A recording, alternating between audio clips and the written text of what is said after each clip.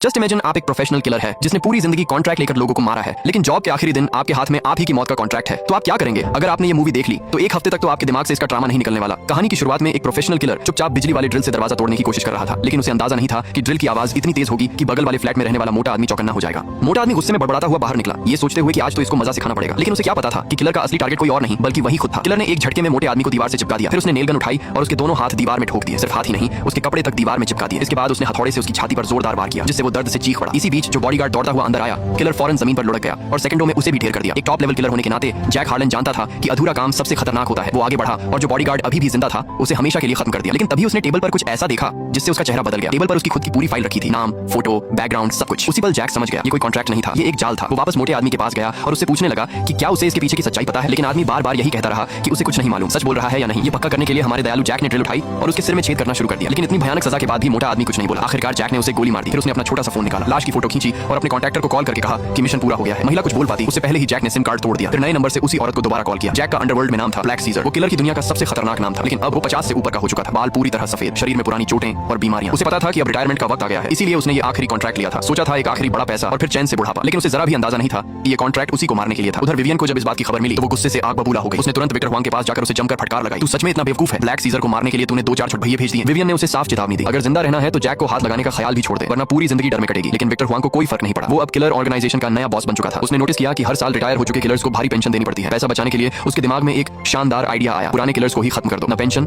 न खर्च। इसी सोच के साथ उसने पुराने किलर्स को एक एक करके मरवाना शुरू कर दिया। शुरुआत में सब कुछ आसान रहा, लेकिन जैसे ही नंबर जैक का आया सब गड़बड़ हो गया। विक्टर हुआंग को यकीन नहीं हो रहा था कि सफेद बालों वाला बूढ़ा आदमी इतना खतरनाक हो सकता है, इसलिए उसने अपनी सबसे खतरनाक टीम भेजी, गोस्ट ब्लेड स्क्वाड। स्क्वाड ने बहुत जल्दी जैक के पर्सनल बटलर का पता लगा लिया। थोड़ी सी दोस्ती भरी बातचीत के बाद उन्हें पता चला कि जैक के नाम पर कुल 4 प्रॉपर्टी हैं। एक एक करके सबकी जांच की गई और आखिरकार उसका ठिकाना ट्रेस हो गया, एक दूर दराज की बर्फीली पहाड़ियों में बसा छोटा सा कस्बा। उस वक्त जैक को जरा भी अंदाजा नहीं था कि कोई उसे ढूंढ रहा है। वो अपने पड़ोस में रहने वाली लड़की सोफी के साथ नाश्ता कर रहा था। सोफी उसके गिने चुने अच्छे दोस्तों में से एक थी। दोनों अक्सर साथ बैठकर खाना खाते थे। आज सोफी का जन्मदिन था। जैक ने खास तौर पर उसके लिए एक गिफ्ट खरीदा था। सोफी ने जब उत्साह से पैकेट खोला तो अंदर एक स्टैंडर्ड हैंडगन रखी हुई थी। जाहिर था लड़की को ये गिफ्ट बिल्कुल पसंद नहीं आया। थोड़ा झेंपते हुए जैक पास की छोटी दुकान पर गया और दुकानदार औरत से पूछा, ऐसा क्या दूं जिससे लड़की खुश हो जाए? उसी वक्त स्क्वाड की नजर जैक पर पड़ चुकी थी। शिकार शुरू हो चुका था। जब जैक गाड़ी चलाकर घर लौट रहा था तो उसे सड़क किनारे एक खराब खड़ी कार दिखी। कार की मालिक एक ऐसी औरत थी जिसे देखकर लग रहा था कि वो बच्चे पैदा करने में माहिर होगी। जैसे ही जैक ने गाड़ी रोकी, औरत ने अपना कोट खोला और उसकी तरफ बढ़ी। बेचारी सी आवाज में बोली, मेरी कार खराब हो गई है, मोबाइल की बैटरी भी खत्म है, टो ट्रक भी नहीं बुला सकती। हमदर्द नागरिक जैक ने बिना सोचे समझे उसे अपनी गाड़ी में बैठा लिया और घर ले आया। फोन करने के बाद औरत ने बताया कि उसका दोस्त कल ही उसे लेने आ पाएगा, इसलिए आज की रात यहीं रुकना पड़ेगा। जैक ने मना नहीं किया। औरत बहुत आभारी हो गई। उसने कहा कि वो जैक की थकान उतारने में मदद करना चाहती है। लेकिन जब दोनों बिस्तर पर थे उसी दौरान औरत ने चुपचाप अपने गले में पहनी चेन से दूर छिपे स्नाइपर को लोकेशन भेज दी। इतना ही नहीं, बाकी किलर्स भी धीरे धीरे झोपड़ी की तरफ बढ़ने लगे। जैसे ही दोनों ने पोजीशन बदली, स्नाइपर ने ट्रिगर दबा दिया, लेकिन किस्मत खराब थी, गोली उसके ही साथी के कंधे में जा लगी। जैक ने 1 सेकंड भी नहीं गंवाया। उसने तकिए के नीचे से पिस्टल निकाली और आवाज के सहारे बाहर मौजूद किलर्स पर गोलियां चला दी। फिर तुरंत बिस्तर के नीचे लुढ़क गया। लेकिन औरत अभी भी अपनी चेन से उसकी लोकेशन लगातार भेज रही थी। जैक को सिर्फ छिपते रहने के अलावा कोई ऑप्शन नहीं मिल रहा था। एक मौके पर उसने झट से पिस्टल निकाली और औरत के चेहरे पर गोली मार दी। फिर कुल्हाड़ी उछालकर उसे बीच से 2 हिस्सों में काट दिया। जैसे ही टीम को साथी की आवाज आनी बंद हुई, स्क्वाड ने दरवाजा तोड़कर झोपड़ी में एंट्री की। लेकिन तलाशी के बाद उन्हें सिर्फ लाशें मिली। स्नाइपर भी गायब था। तभी ऊपर से क्लिक की आवाज आई। कोई पीछे से बंदूक लोड कर रहा था। जैक पहले ही उनके पीछे पहुंच चुका था। उसने एक आदमी के कान से हेडसेट निकालकर पहन लिया और सीधे किलर टीम की वॉइस चैनल में जुड़ गया। अचानक आई अजनबी आवाज से दोनों किलर घबरा गए। जैक ने पैरों के पास पड़ी लाश हटाई, स्नो कैमो सूट पहना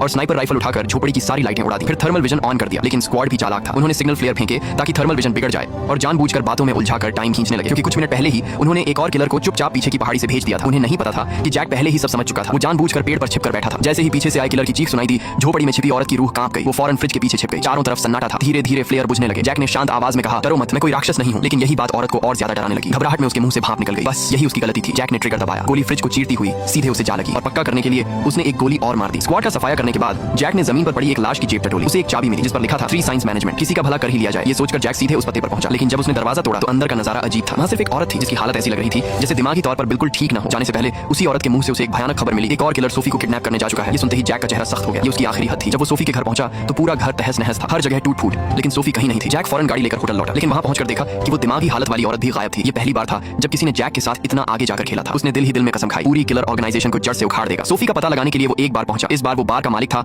उसका पुराना दोस्त। किलर ऑर्गेनाइजेशन में उसके गिने चुने भरोसेमंद लोगों में से एक। काफी देर बातचीत के बाद जैक को पता चला कि विक्टर हुआंग उसे क्यों मरवाना चाहता था और दोस्त ने ये भी बताया कि सोफी को शायद विक्टर हुआंग की पर्सनल विला में रखा गया है। जाने से पहले दोस्त ने उसे सावधान रहने को कहा। जैक ने बिना सोचे उसका हाथ थाम लिया। अगले ही पल दोस्त ने कपड़ा निकाला और उसके चेहरे पर रख दिया, न्यूरोटॉक्सिन। जैक को यकीन नहीं हुआ। सालों पुरानी दोस्ती भी बिक चुकी थी। कांपते हाथों से उसने पिस्टल निकालने की कोशिश की, लेकिन जहर असर कर चुका था। कुछ करने से पहले ही उसकी आंखों के आगे अंधेरा छा गया। जब उसे होश आया तो वो विक्टर हुआंग की विला के अंडरग्राउंड टॉर्चर सेल में था। स्क्वाड के खत्म होने की खबर के बाद से विक्टर हुआंग को नींद नहीं आ रही थी। डर और गुस्सा निकालने के लिए उसने फैसला किया कि जैक को धीरे धीरे मारेगा। उसने सोफी की टॉर्चर वाली तस्वीरें निकाली, एक एक करके जैक के सामने दिखाई, फिर उन तस्वीरों को सीधे उसके सीने में ठोक दिया। और ये तो बस शुरुआत थी। विक्टर हुआंग ने एक खूबसूरत सी प्लायर उठाई, बैकग्राउंड में सॉफ्ट म्यूजिक चलाया और जैक की चमड़ी को धीरे धीरे काटना शुरू किया। अगर जैक इतना सख्त ना होता होता तो कब का बेहोश हो चुका होता। पूरे दिन की यातना के बाद वो पहचान में नहीं आ रहा था। खून शरीर के हर हिस्से से बह रहा था, लेकिन विक्टर हुआंग का मन नहीं भरा। अगले दिन उसने चाकू उठाया और जैक को ऐसे गोदने लगा जैसे तरबूज हो। इतना जोर लगाया कि चाकू की नोक उसके शरीर में ही टूट गई। विक्टर हुआंग को गुस्सा आ गया। उसका पसंदीदा चाकू खराब हो गया था। गुस्से में उसने जैक की एक आंख फोड़ दी, लेकिन किस्मत को कुछ और मंजूर था। वही टूटी हुई नोक जैक के लिए जिंदगी की रस्सी बन गई। रात के सन्नाटे में जैक ने दर्द सहते हुए अपने शरीर से टूटी हुई नोक निकाली। उसी से उसने हथकड़ियां खोल ली। अगली सुबह विक्टर हुआंग आखिरी यातना देने आया। उसे क्या पता था कि जैक की आंखों में अब सिर्फ खून की प्यास थी। जैसे ही दुश्मन पास आया, जैक ने झटके में उसके दोनों हाथ काट दिए। फिर पास खड़े गार्ड को भी ढेर कर दिया। उसने गार्ड की जेब से बंदूक निकाली, जमीन पर लुढ़क कर गोलियों से बचा और चारों तरफ फायर करने लगा। फिर एक गार्ड को पकड़कर उसे मानव ढाल बना लिया और आखिरी दुश्मन भी निपटा दिया। चीख पुकार सुनकर विक्टर हुआंग कांपने लगा। कुछ समझ पाता उससे पहले ही जैक ने इलेक्ट्रिक बॉक्स उड़ा दिया। पूरी जेल अंधेरे में डूब गई। गार्ड्स डरते डरते अंदर घुसे और जमीन पर फैली लाशें देखकर उनके होश उड़ गए। अब जैक किसी इंसान जैसा नहीं लग रहा था, वो एक भूत बन चुका था। अकेले पड़े हर गार्ड के पीछे से उभरता और उन्हें एक एक करके खत्म करता गया। विक्टर हुआंग की हालत ऐसी हो गई कि पेशाब निकलने वाला था। उसने गार्ड्स को आगे भेजा और खुद भागने लगा। जैसे ही एक और लाश बाहर फेंकी गई, बाकी सब टूट गए। सब जान बचाकर भाग खड़े हुए। खून में डूबा जैक अब दर्द भूल चुका था। हाथ में छोटी सी पिस्टल लेकर वो दुश्मनों के पीछे दौड़ पड़ा। जल्द ही वो एक खुले कॉरिडोर में पहुंचा। उसने दीवार से फायर एक्सटिंग्विशर उठाया, उछाला और गोली मारकर फोड़ दिया। धुएं की आड़ में उसने 2 गार्ड उड़ा दिए। गोलियां खत्म हुई तो हाथापाई शुरू कर दी। कवर नहीं था तो लाशों को कवर बना लिया। कोने से हमला करने वाले को भी जमीन पर पटक दिया, हथियार छीना और बिना देखे फायर करता गया। एक रोल में लाश को ढाल बनाकर दोनों तरफ गोलियां बरसाई। बीच में गोली लगने के बावजूद वो रुका नहीं। आखिरकार पूरा इलाका शांत हो गया। चारों तरफ लाशें ही लाशें थीं। जैक अब अपनी हद पर था। आखिरी होश बचाकर वो अपने हथियार सप्लायर दोस्त के घर पहुंचा। उसकी हालत देखकर औरत सन्न रह गई। कुछ पूछ पाती उससे पहले ही जैक बेहोश हो गया। जब जैक को होश आया तो उसने देखा कि उसकी दोस्त पहले ही उसके सारे जख्मों पर पट्टियां बांध चुकी थी। वो औरत कभी जैक के साथ एक ही मैदान में लड़ी थी,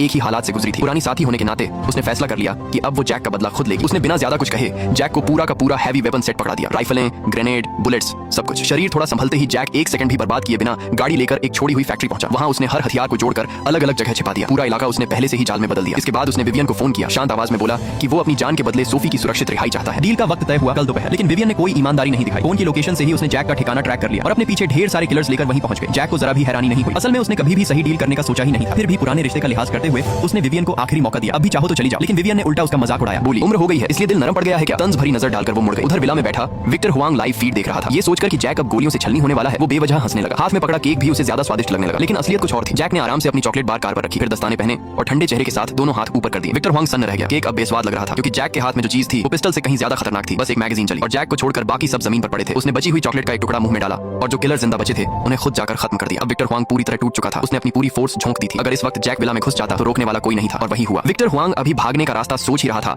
कि जैक सीधे टहलता हुआ विला में घुस आया। जैक का चेहरा ऐसा था जैसे अभी किसी को खा जाएगा। डर के मारे विक्टर हुआंग के चेहरे की शक्ल बिगड़ गई। यहाँ तक कि उसके बॉडीगार्ड ने भी वही नौकरी छोड़ दी। जैक के पास से गुजरते हुए उसने माफी मांगी और विक्टर हुआंग का ठिकाना भी बता दिया। उधर विक्टर हुआंग किसी दोस्त को फोन कर रहा था। उसे जरा भी अंदाजा नहीं था कि जैक ठीक उसके पीछे खड़ा है। जब उसे मौत की ठंडी हवा महसूस हुई तो कांपते हुए उसने पीछे देखा। एक आंख वाला जैक सामने खड़ा था। दाएं हाथ में बंदूक, बाएं हाथ में चाकू। विक्टर हुआंग ने आखिरी कोशिश की, लेकिन जैसे ही जैक ने अपनी बैटल एक्स घुमाई, एक सिर विला से उड़ता हुआ बाहर निकल गया। इसके बाद जैक ने पूरा विला छान मारा। आखिरकार एक सीक्रेट रूम में उसे सोफी मिल गई। लड़की बहुत कमजोर हो चुकी थी, लेकिन जान को खतरा नहीं था। जैक ने उसे गोद में उठाया और लंगड़ाते हुए विला से बाहर ले आया। कुछ वक्त बाद सोफी को होश आया, लेकिन जैसे ही उसने आंखें खोली उसने बंदूक उठाकर जैक पर तान दी। बातचीत के दौरान जैक को याद आया एक पुराने मिशन में उसने गलती से सोफी के पूरे परिवार को मार दिया था। सोफी ही अकेली बची थी। उस दिन से उसने जैक का चेहरा कभी नहीं भुलाया। पड़ोसी बनना भी उसका ही प्लान था। सालों से वो बदले का मौका ढूंढ रही थी। आज मौका सामने था, लेकिन वो ट्रिगर नहीं दबा पाई क्योंकि वो जानती थी कि जैक भी किसी और के हाथों का हथियार था। अगर असली बदला चाहिए तो उस आदमी तक पहुंचना होगा जिसने उस वक्त जैक को हायर किया था। आखिरकार सोफी ने फैसला किया कि जैक सजा भुगतेगा। वो उसे एक टॉप लेवल किलर बनाएगा। दोनों मिलकर उस पुराने मास्टरमाइंड को ढूंढेंगे और उसके परिवार के कातिलों से हिसाब चुकाएंगे। और यहीं पर मूवी का एंड हो जाता है। ऐसी ही अमेजिंग मूवीज देखने के लिए आप हमारे चैनल को विजिट कर सकते हैं। मिलते हैं नेक्स्ट वीडियो में, तब तक के लिए बाय।